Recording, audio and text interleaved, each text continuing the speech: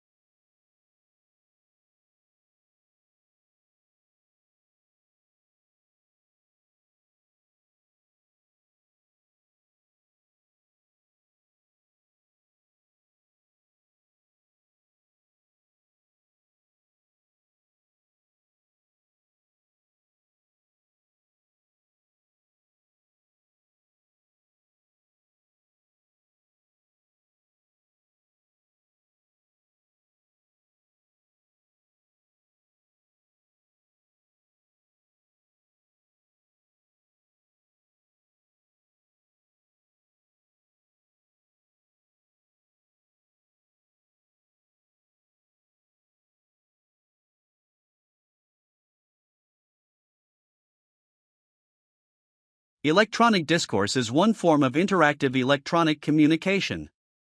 In this study, we reserve the term for the two-directional texts in which one person using a keyboard writes language that appears on the sender's monitor and is transmitted to the monitor of a recipient, who responds by keyboard.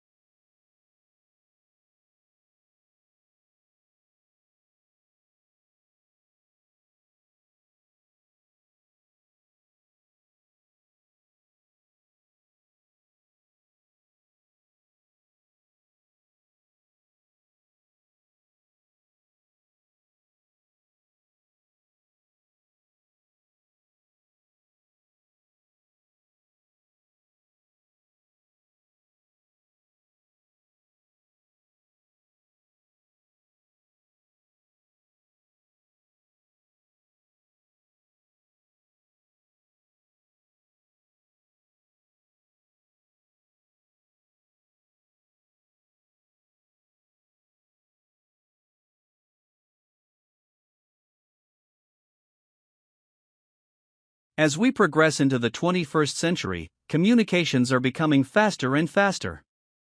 Think of millions of different media images you are bombarded with every day.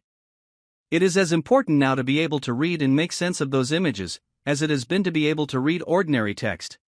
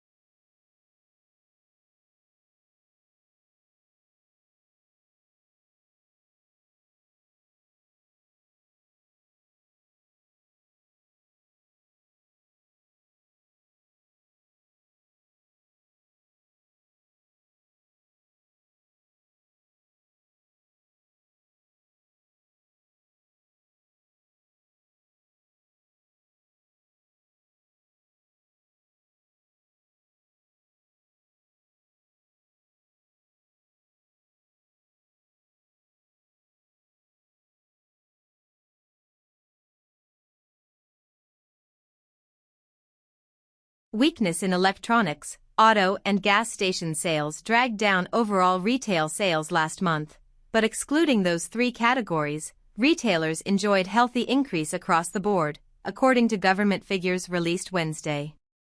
Moreover, December sales numbers were also revised higher.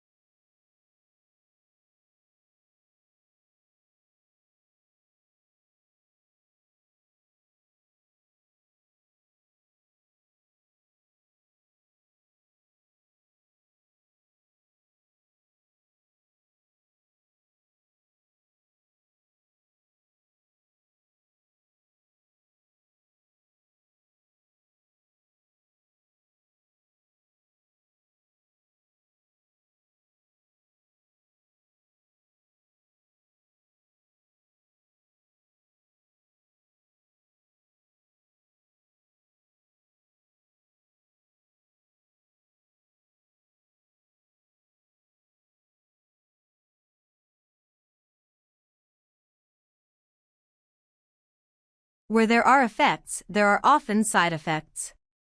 The car is a boon to mobility, but can lead to obesity, injuries, deaths, and pollution.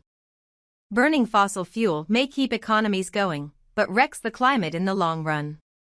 In a similar way, there are side effects to information technology in education stings, from childcare to the classroom to the lecture hall and beyond.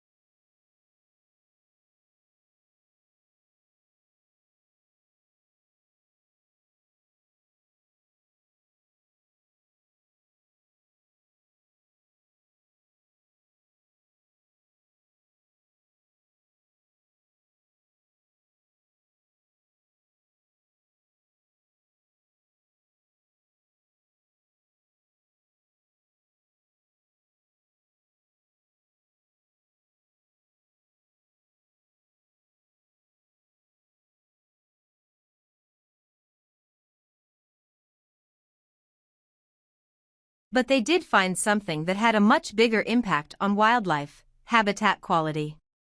The best predictor of wildlife abundance was not human activity, but factors like forest connectivity, nearby housing density, and the amount of adjacent agriculture. The results were published in the Journal of Applied Ecology.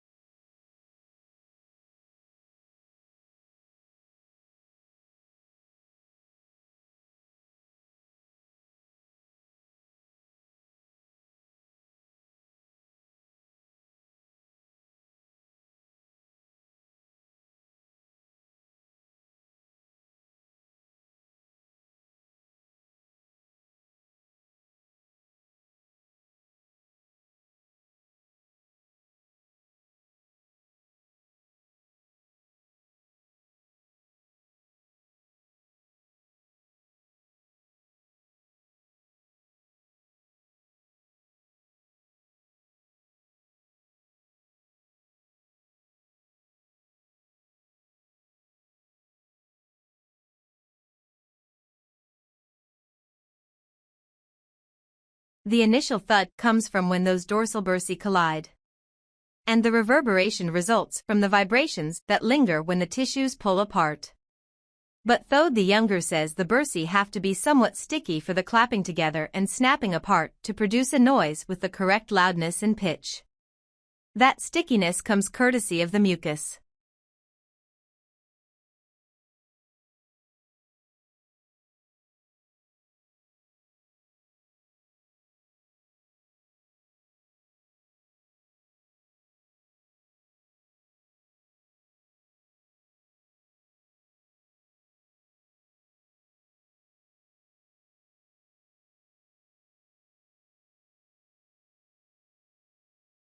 We need to read the first 5 chapters to prepare for next week's tutorial.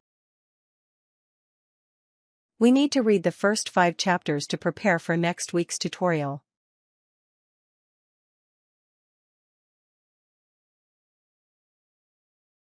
In my free time, I would like to read current affairs and newspapers. In my free time, I would like to read current affairs and newspapers.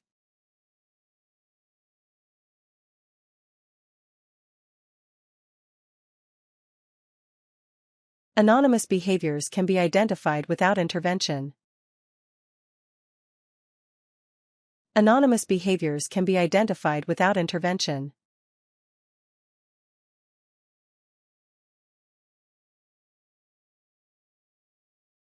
The framework will help pose more research questions systematically. The framework will help pose more research questions systematically.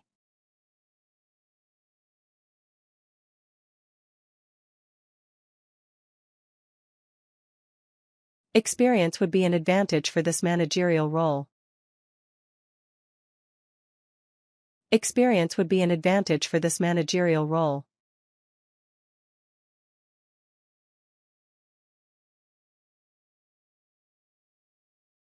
Companies are aiming to earn the money, not to change the society. Companies are aiming to earn the money, not to change the society.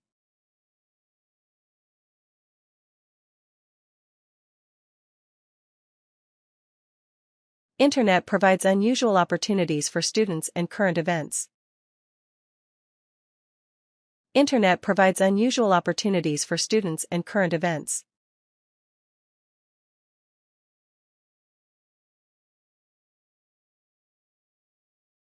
We will study the following 2 pictures in the next lecture. We will study the following 2 pictures in the next lecture.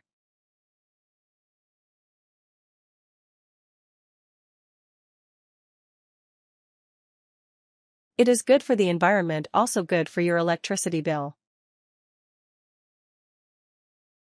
It is good for the environment, also good for your electricity bill.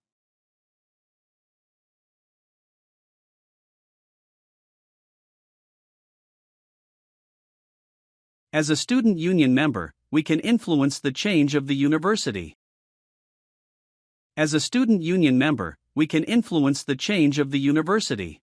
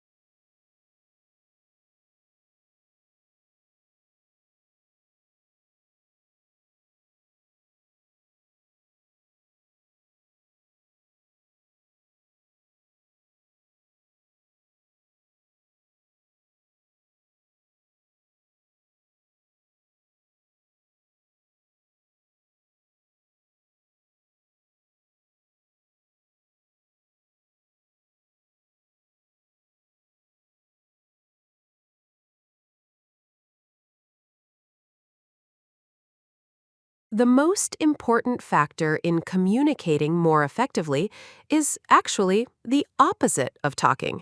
It's improving your listening skills. You must learn to start asking questions and listen attentively without interruptions. As a rule, you pay attention to people you most value. When you pay close attention to another person when they are talking, you signal to that person that you very much value them and the content of their comments. This is very flattering to another person, and it causes them to respond warmly to your attentiveness. The major reason that most people have poor listening skills is that they're busy preparing a reply while the other person is still speaking. In fact, they're not even listening closely to what the other person is saying. They are thinking of other things and formulating their comments to be ready as soon as the other person takes a breath. Effective communication requires that you face the other person directly, lean slightly forward, and hang on to every word. Listen as though there were nothing else in the world more fascinating to you than what the other person is saying.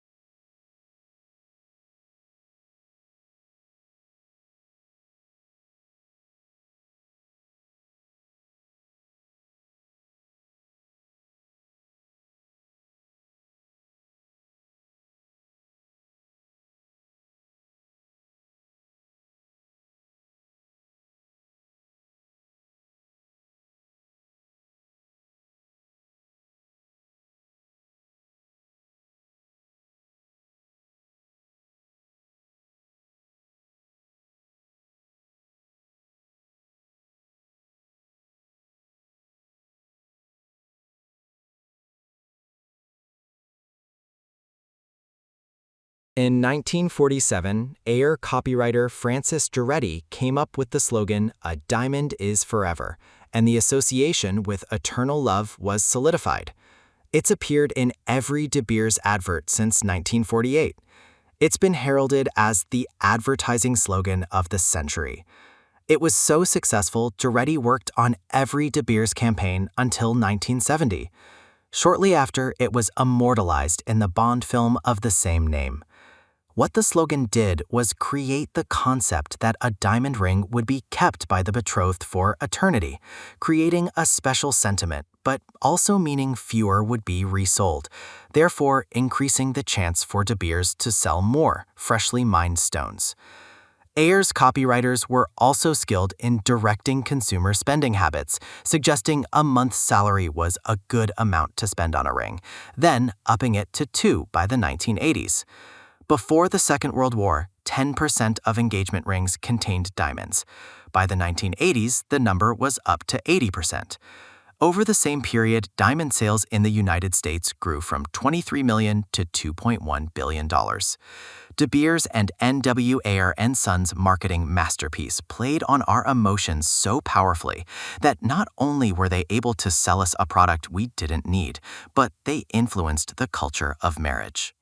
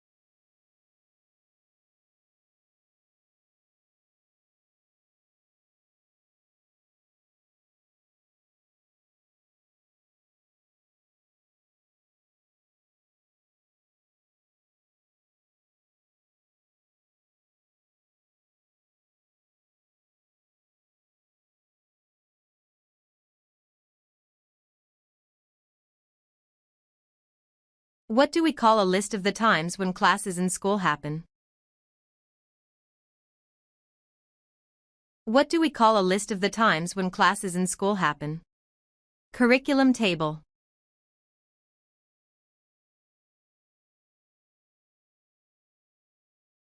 What are the imaginary lines that run around the Earth vertically? What are the imaginary lines that run around the Earth vertically? Longitude.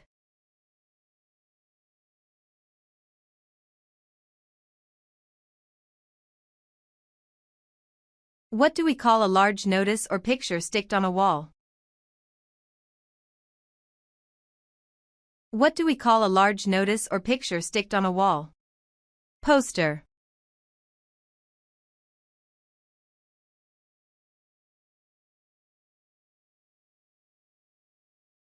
What do we call a player who is going to replace another one on the field? What do we call a player who is going to replace another one on the field? Substitute.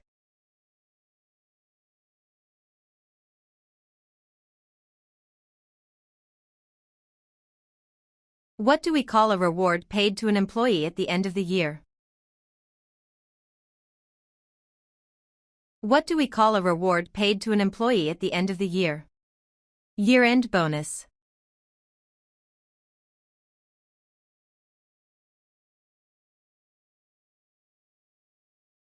What do we call a person who is registered for the election? What do we call a person who is registered for the election? Candidate.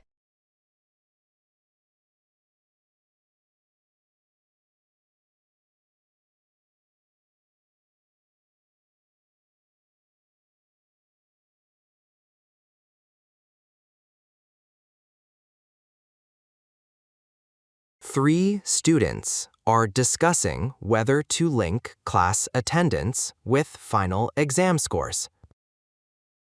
Hey guys, did you hear Professor Lee say the school might tie attendance to final scores? I support this. Last semester, my literature class had no attendance rule. Half the students skipped, and even I felt unmotivated. Tying it to grades would get more people to class, making discussions better. Isn't that what college classes are for? I even noticed my grades were higher in classes where I never missed a session. Totally agree. My business professor does in-class case studies not in the textbook, way more helpful than reading alone. Skipping means missing that. Plus, it teaches responsibility. Jobs need punctuality, so this is good practice. My internship supervisor even said showing up consistently was one of the top traits they look for in new hires. Wait, is that fair? What if someone gets sick or has an emergency? My roommate had the flu last month, missed 3 classes, but still caught up. She'd be penalized for that. And some learn better alone. My friend watches recorded lectures at 2x speed. Why force classroom time if they learn just as well? She actually got a higher grade than me in that class, and she only went once a week. Good points, but the school would have exceptions, like doctor's notes. My cousin's university did that when she had appendicitis. Recordings are great for review, but you can't ask real-time questions or join discussions. I've had key aha moments chatting with classmates. You miss that alone. Exactly. Last week, I confused a chemistry formula, asked a classmate, and the professor explained it again for everyone. That wouldn't happen with recordings. For self-paced learners, maybe an 80% attendance rule. Skip a few for personal reasons. The 80% and sick notes sound better, but part-time workers?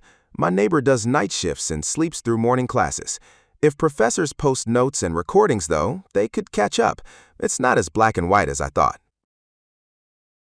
I didn't think about part-timers. Notes/recordings help. My comms professor does that, and I use notes in class.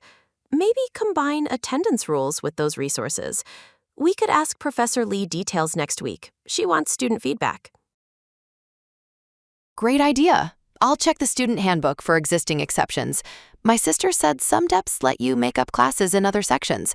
Let's share what we find. Thanks. This feels less worrying now. I'll ask my neighbor about her schedule. Let's meet next week to share updates.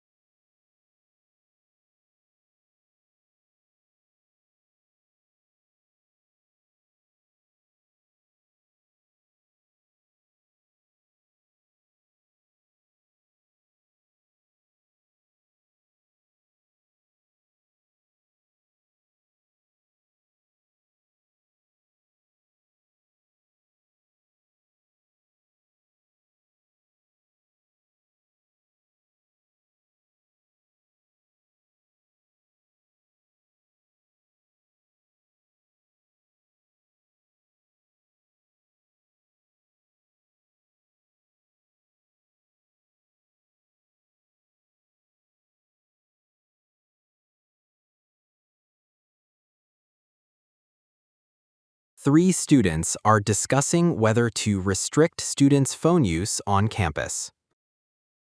Hey guys, did you hear Professor Wang is pushing for phone restrictions in class and the library? I'm all for it. Last week in math class, half the people were scrolling TikTok under their desks. Professor had to stop teaching 3 times to remind us. If phones are banned, we'd actually focus, and I bet my grades would go up.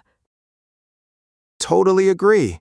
I was in the library yesterday trying to write a paper, but the girl next to me kept taking video calls. So annoying. Phones are such a distraction. I even catch myself checking messages when I'm supposed to be studying. Restrictions would help us stay on track, and maybe we talk more with classmates instead of staring at screens. Wait, isn't that too strict? What if there's an emergency? My mom has a heart condition, and she needs to reach me anytime. Last month, she had to go to the hospital, and she texted me during class. I would have panicked if I didn't see it. Plus, phones are useful for studying. I get the emergency part, but maybe we could keep phones on silent and only use them outside if needed. Like, step out of class to take a call. And for studying, flashcards are great, but do you really need your phone the whole time? Exactly. Emergencies are rare, and stepping out solves that. As for study apps, you could use them before class or during breaks instead of in the library. My cousin's school has phone lockers in classrooms. You put your phone in at the start, get it back after. She said it was weird at first, but now she loves how focused everyone is. Lockers sound okay, but what about when I need to use my phone for class? Last week, Professor Lee had us look up an article on our phones during lecture. If they're locked up, we can't do that. And what if I forget something at home? I text my roommate to bring it, which I can't do if my phone's restricted. Oh, right, class uses. Maybe the rule could be no non-study phone use instead of total restriction. Like, you can use it for articles or apps the professor assigns, but no scrolling. That way, you still have it for emergencies and school stuff, but not distractions. That makes sense. My friend's class has that rule. Professor walks around, and if you're on social media, you have to put your phone away. It works because it's not a total ban, just limits the bad stuff. We could suggest that to Professor Wang. She's always asking for student input. Thanks, guys. I was worried about emergencies, but no non-study use fixes that. I'll even try putting my phone on Do Not Disturb during study time this week to test it. Let's talk to Professor Wang together tomorrow. Maybe we can help make a rule that works for everyone.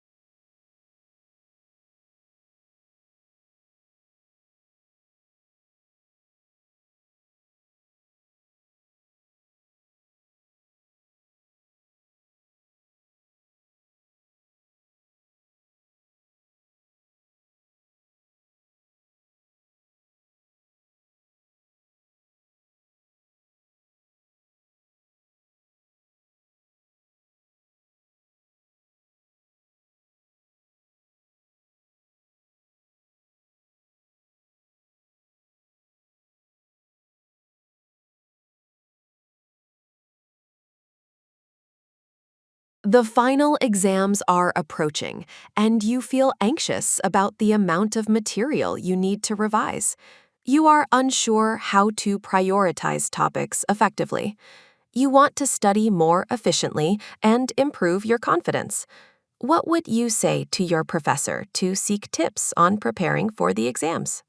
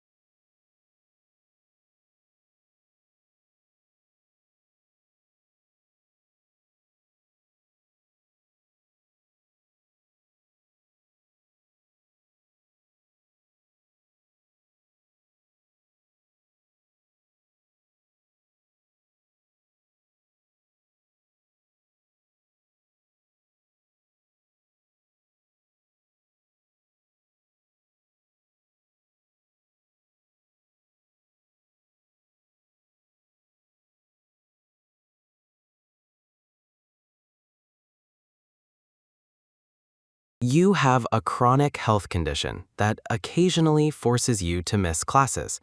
You are worried this might affect your attendance record and overall grade. You want to stay on track with your studies despite these challenges. What would you say to your professor to discuss possible accommodations or solutions?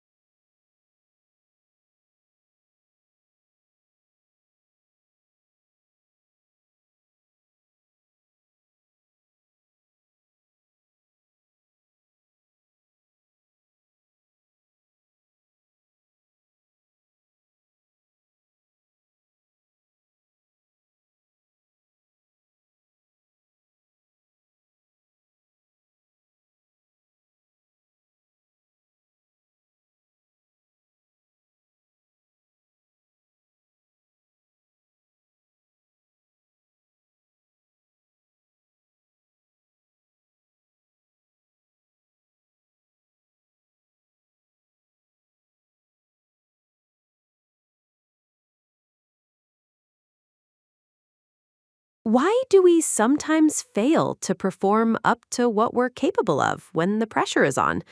It may not be so surprising to hear that in stressful situations, we worry.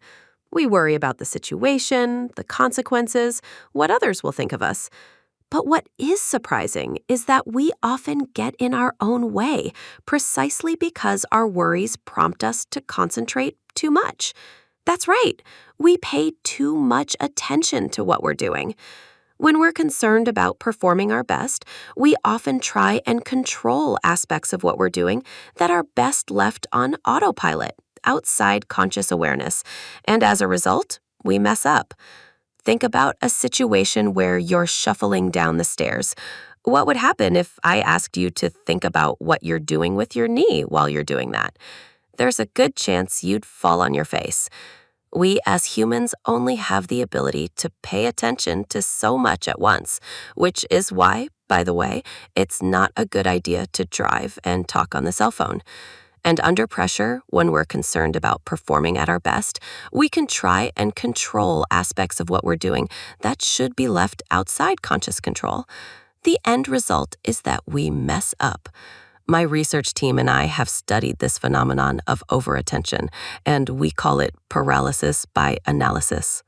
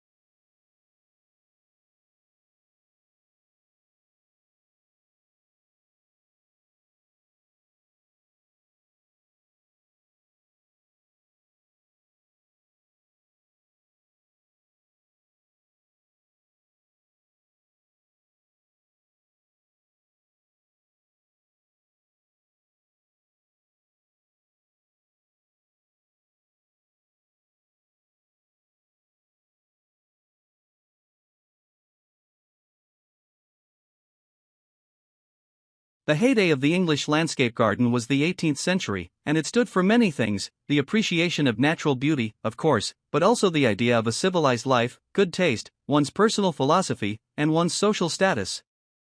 Gardens also, though it is hard for us to credit, became expressions of their owners' political affiliations. Until the picturesque style emerged as part and parcel of the Romantic movement, gardens had been strictly formal, laid out with mathematical precision following the Italian and French examples. There then came a backlash against this rigid formality, led by, among others, the poet Alexander Pope.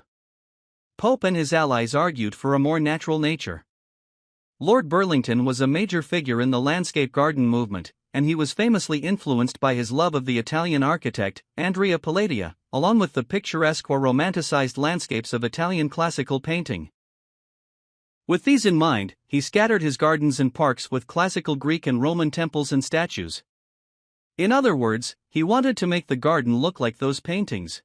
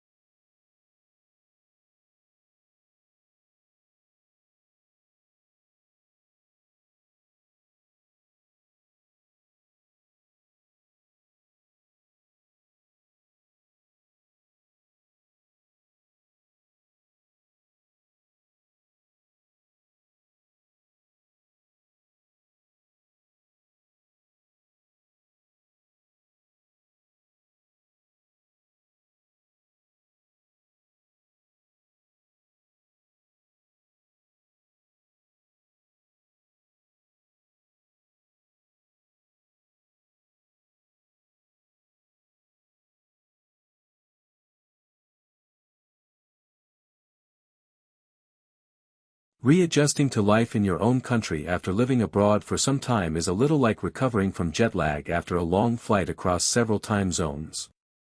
It takes time. And research indicates that after 9 years living in a foreign country you never really do readjust. Of course, things have changed, governments have come and gone, what you knew as countryside has become a suburb, new technologies have changed the way people go about their daily lives, and so on. These changes may well have been taking place in your adopted country, but they were happening while you were there, so you could adapt as you went along. Those are nor the main difficulties, however. It is in the smaller, everyday things that you might experience what is known as culture shock, although it's not really a shock. But puzzling all the same. For example, the precise way to behave at a supermarket checkout may have changed. And in ordinary conversation, the frames of reference have changed, and quite often you find that you don't really know what people are talking about, even though they are speaking your native tongue.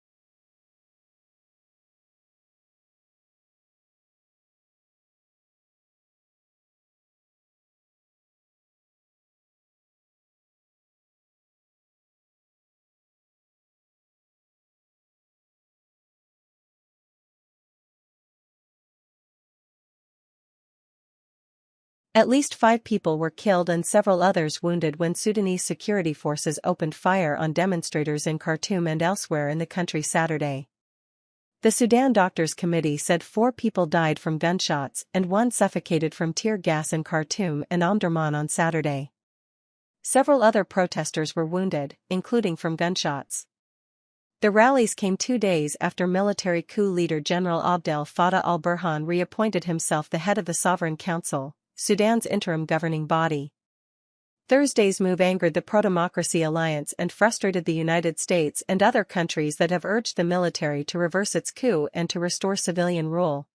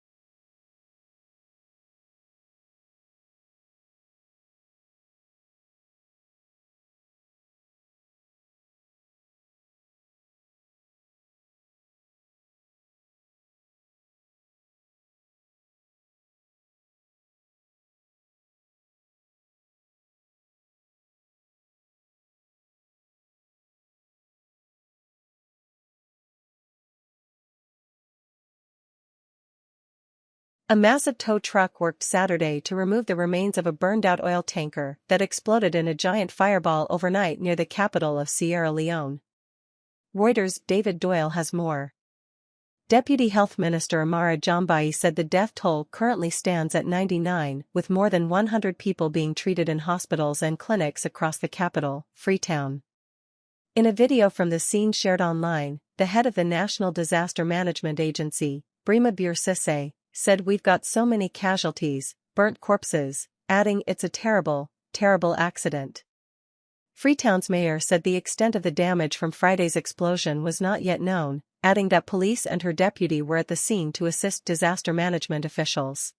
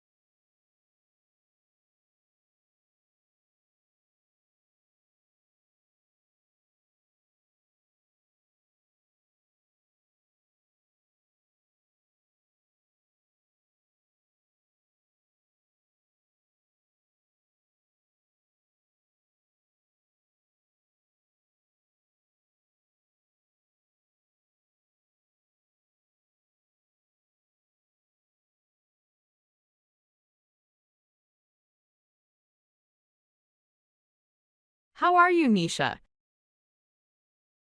I am good. What about you? I am good too, but there is a thing that is bothering for a couple of days. What is that? Poverty in Bangladesh. I have read newspaper reports and saw some reports on television, and I learned that Bangladesh has an extreme problem with poverty. Yeah, I heard about that too. Do you know about the data or exactly number? According to some statistics, around 5% of people are living below the line of poverty in this country. In a population of 160 million, 5% is a huge number.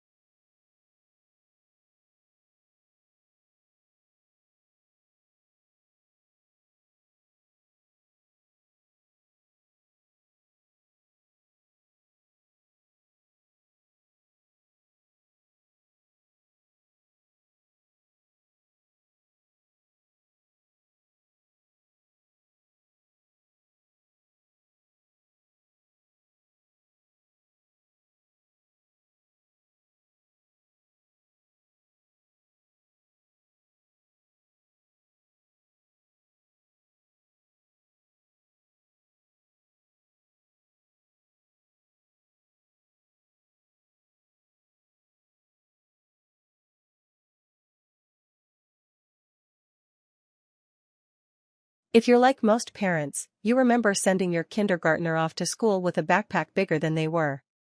While your child may be able to shoulder it, students are now weighed down more than ever by these cumbersome packs. Which is why, say experts, more kids than ever before are complaining about back and neck pain.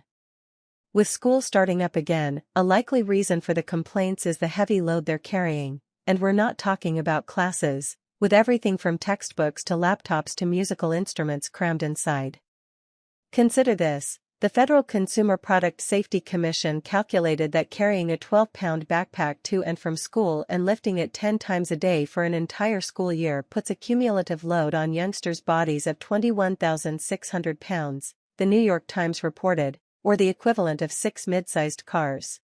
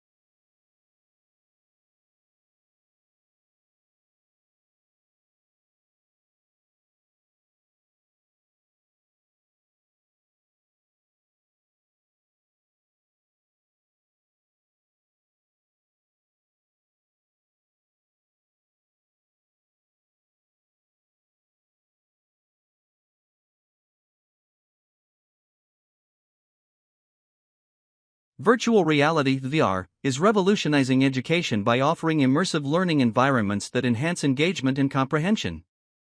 Students can now step into ancient civilizations, conduct virtual chemistry experiments, or explore the human body at the molecular level, all within a simulated environment.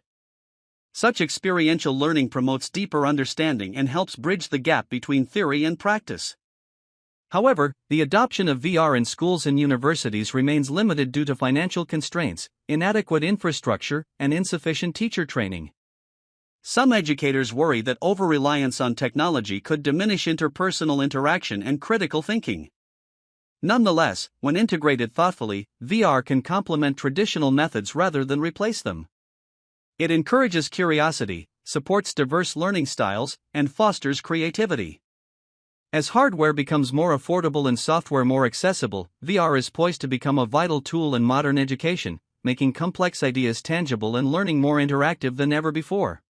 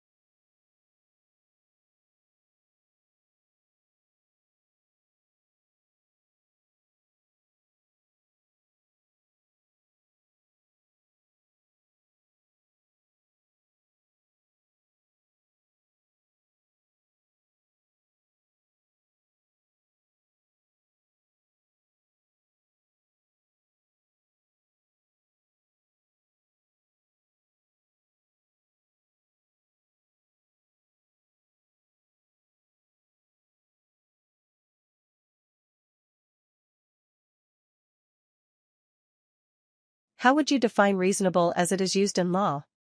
For example, you are allowed to use reasonable force when defending yourself. It seems to depend on how serious the situation was, whether it was possible to resolve it by peaceful means, whether you were ready to try those means and, finally, the relative strengths of those involved. Now, most men know, and they probably grasped this from their earliest years in the school playground, that, when it comes to blows, fights don't stop until one of you is in no shape to do any damage to the other. The criteria mentioned seem a bit fuzzy to me.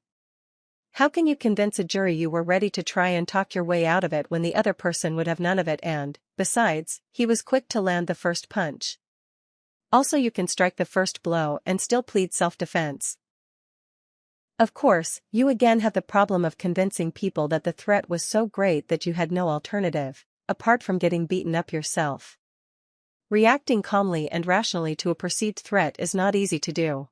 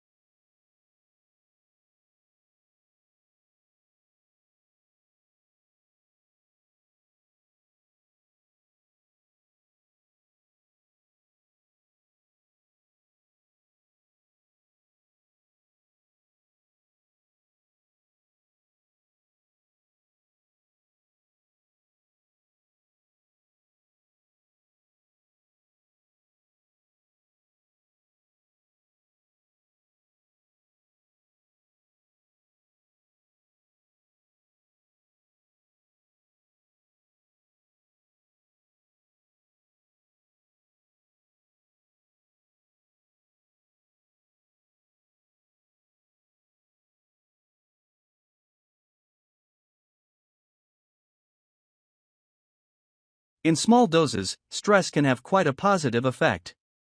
It can make you feel more alive, even exhilarated. I suppose everyone has a set level at which stress becomes unbearable, at which point they cease to function properly. I suppose, too, that it's possible for someone to train themselves to be able to take higher levels of stress by repeatedly putting themselves in a stressful situation. To build up a tolerance for stress.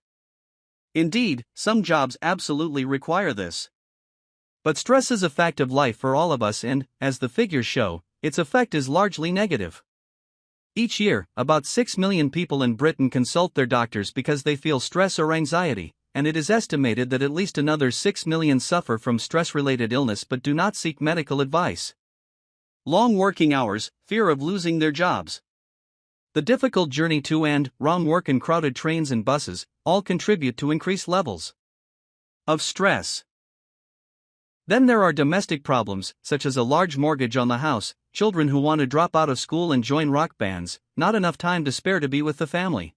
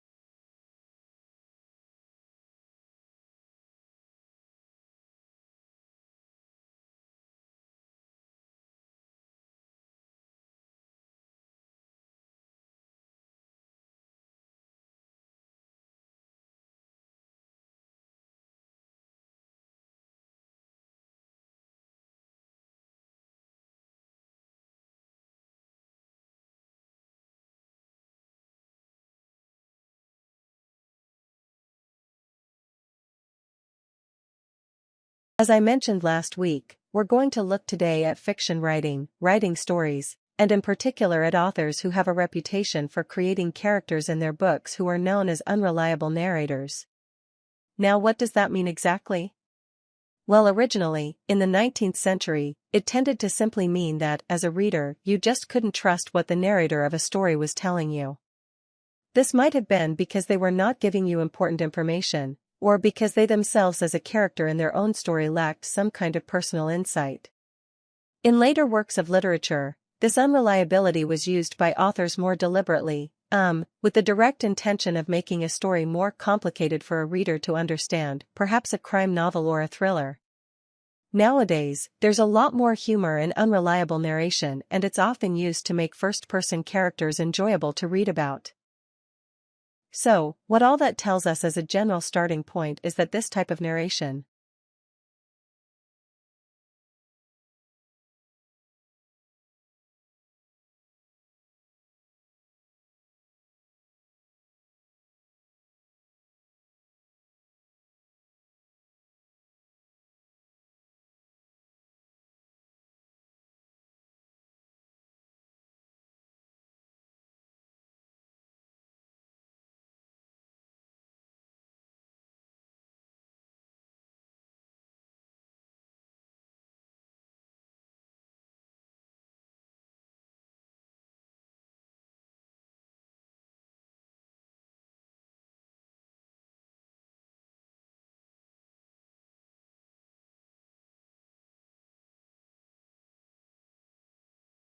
This year we're planning to use a different type of assessment on this module.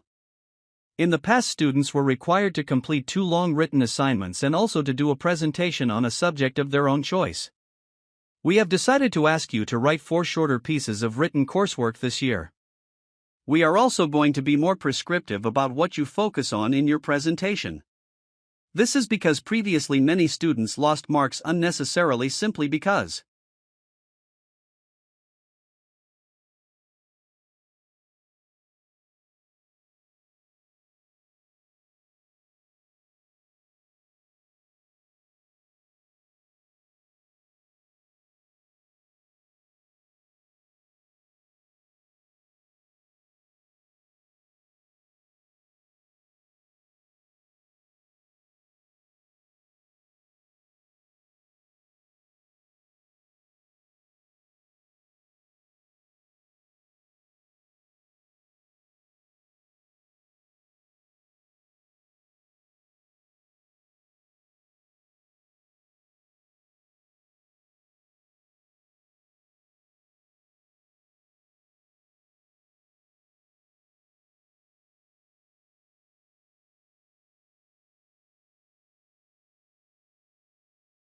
Let's say if I'm asking which source you often use to get information.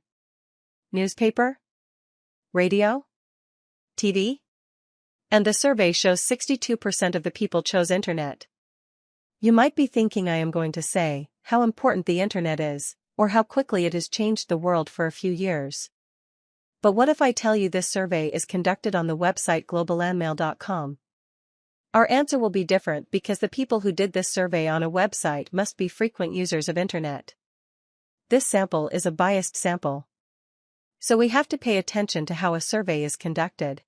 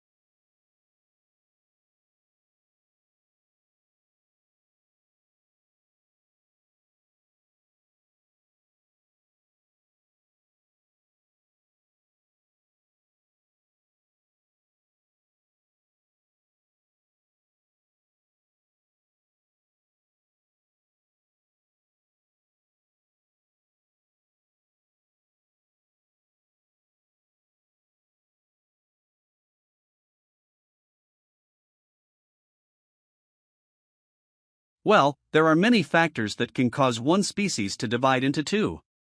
One of these is when populations get isolated from each other by something like a lake forming or forest being cleared.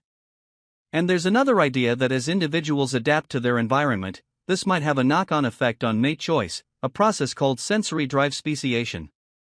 Now this seems to occur in cichlid fish. They have shown that a female preference for either red or blue striped males only exists in clear water, where they are actually able to see.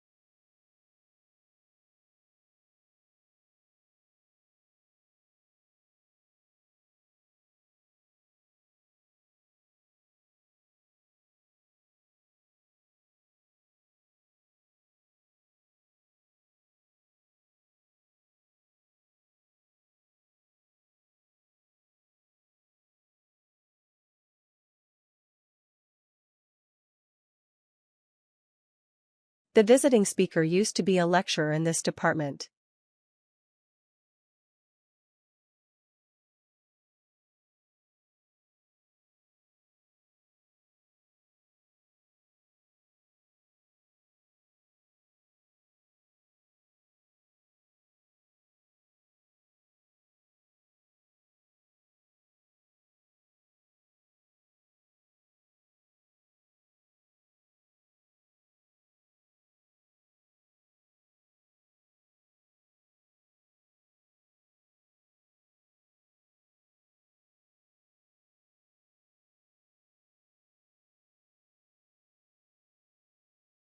The visiting speaker used to be a lecturer in this department.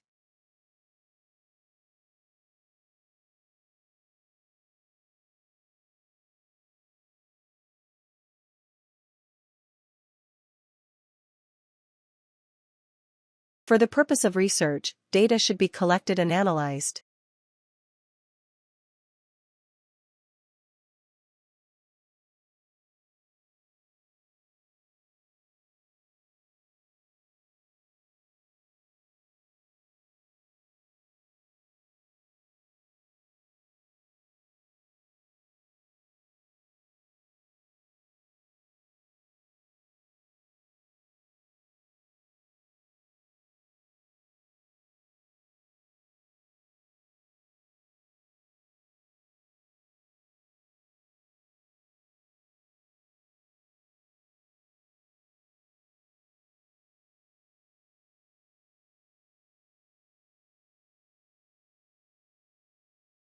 For the purpose of research, data should be collected and analyzed.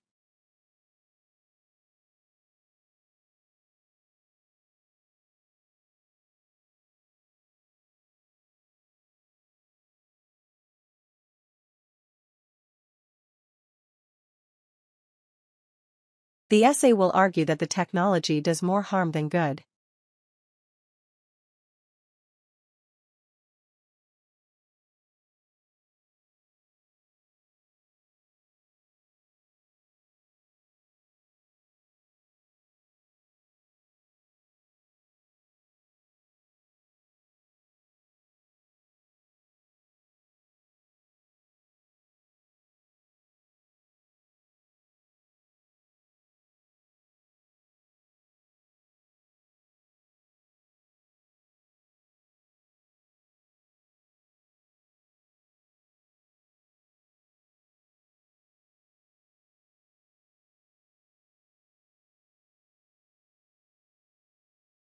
The essay will argue that the technology does more harm than good.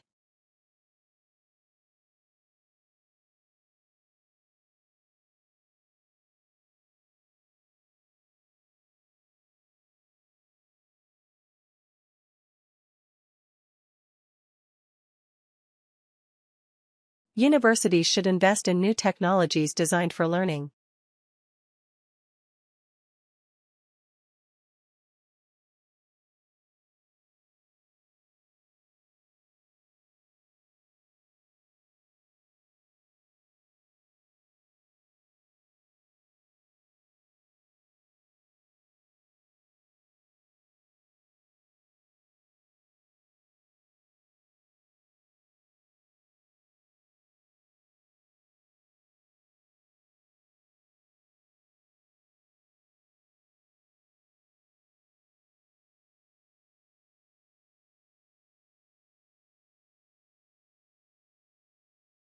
Universities should invest in new technologies designed for learning.